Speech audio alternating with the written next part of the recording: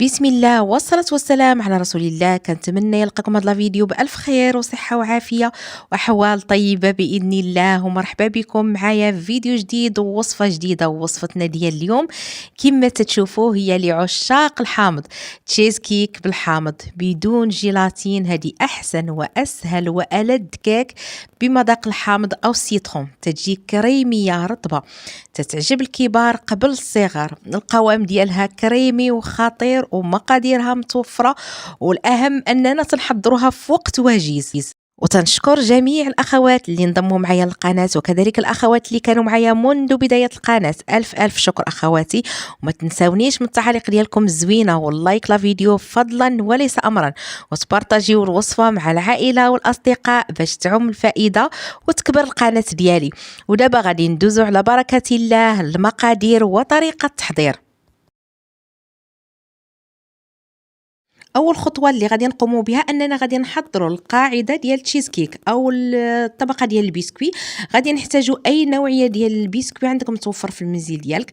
غادي نحتاج هنا عندي 200 غرام ديال البسكوي بالاضافه الى 80 غرام ديال الزبده المذابه تكون نوعيه جيده الخاصه بالاكل، او اي نوعيه زبده متوفره عندك. انا تنفضل الزبده تكون نوعيه جيده تيجي المذاق احسن ديال هذه القاعده.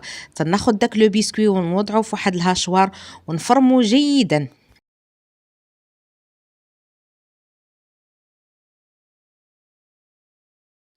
ومن بعد ما تطحن البسكوي غادي نضيف له داك الزبده المذابه، ومره اخرى نطلق داك الهاشوار حتى يتلبسوا داك الحبيبات ديال البسكوي بالزبده.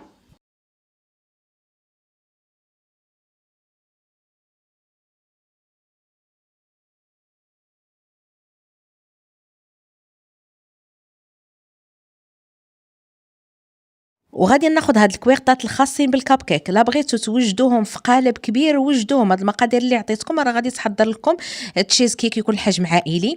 دابا غادي ناخذ هاد القوالب، هادو قوالب راهم متوفرين بكثره في الاسواق، هادو خاصين بالكاب كيك، خصهم يكونوا نوعيه جيده اللي ما تيفزقوش.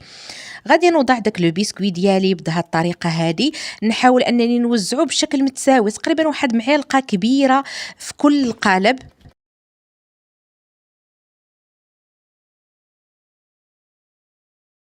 ونضغطوا على داك لو بسكوي بواحد القعر ديال الكاس ولا اي حاجه متوفره عندك باش يتقادد السطح ديالو.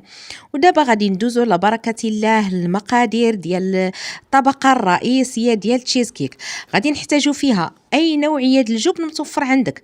250 غرام ديال الجبن، تقدروا تستعملوا فيلادلفيا او ماسكاربون او جبلي، اي نوعيه ديال الجبن متوفر عندك. غادي نحتاج كذلك جوج ديال الملاعق كبار ديال النشا بالاضافه الى جوج ديال البيضات يكون الحجم ديالهم كبير.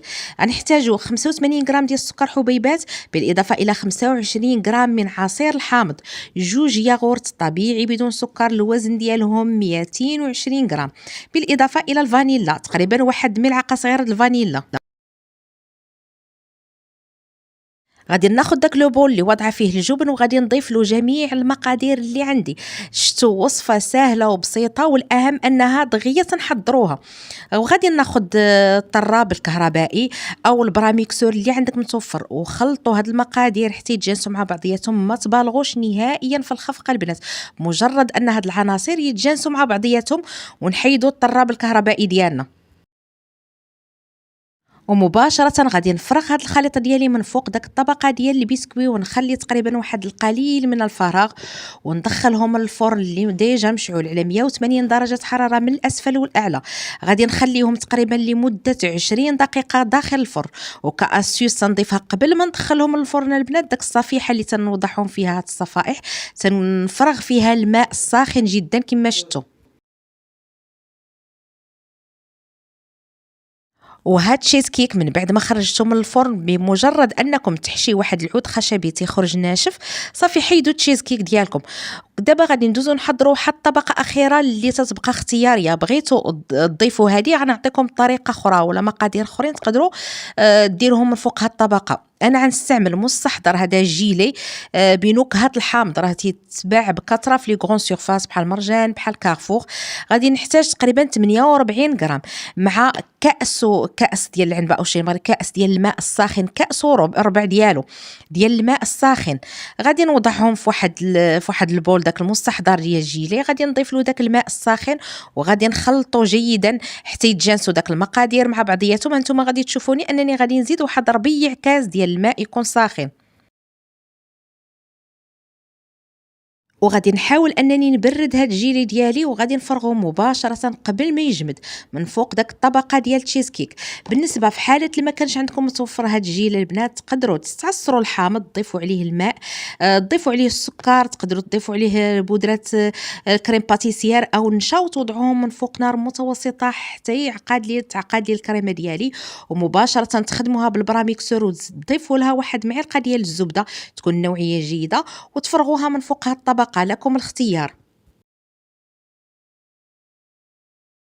من بعد ما برد لي تشيز كيك او التحليه ديالي تماما، كاضافه غادي نديرها او كتزيين، خديت كاس صغير من الحليب يكون بارد مع كاس صغير ديال البودره ديال الشونتيي، تقريبا واحد 50 غرام ديال البودره ديال الشونتيي. ضفت لهم النكهه واحد نصف ملعقه صغيره من النكهه ديال الحامض، وغادي نطرب هاد المقادير حتى تطلع لي الكريمه تماما. خاص جميع المقادير يكونوا باردين باش نحصل على واحد الكريمه متماسكه، وغادي نوضعها في واحد جيب حلواني.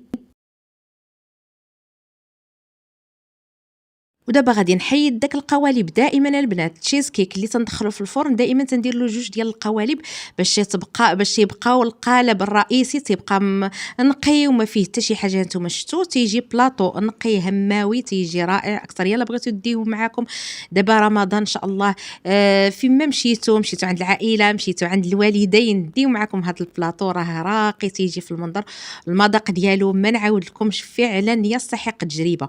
ودابا غادي نشكل دي غوزاس بهذه الطريقه.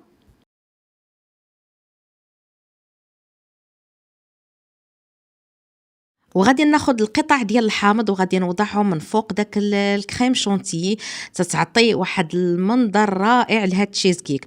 وكلمسه اخيره تنضيفها انني تناخذ حبيبات الخشخاش او لي غران دو بافو، تنوضعهم من الفوق باش يفتح لي داك اللون الصفر. فعلا تيجيو رائعين، يستحقون تجربه. ودابا غادي نتلاقاو ان شاء الله في التقديم النهائي.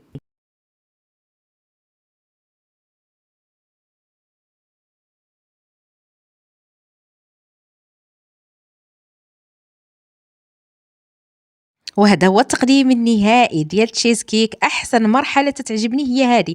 شوفوا القوام ديالو البنات، تيجي كريمي رائع رائع البنات. شوفوا كي متماسك، الطبقات متماسكين، فعلا التشيز كيك يستحق التجربه. تنتمنى هاد الوصفه تشاركوها مع العائله ديالكم والاصدقاء باش تعم الفائده. والى اللقاء في فيديو قادم، والسلام عليكم ورحمه الله تعالى وبركاته.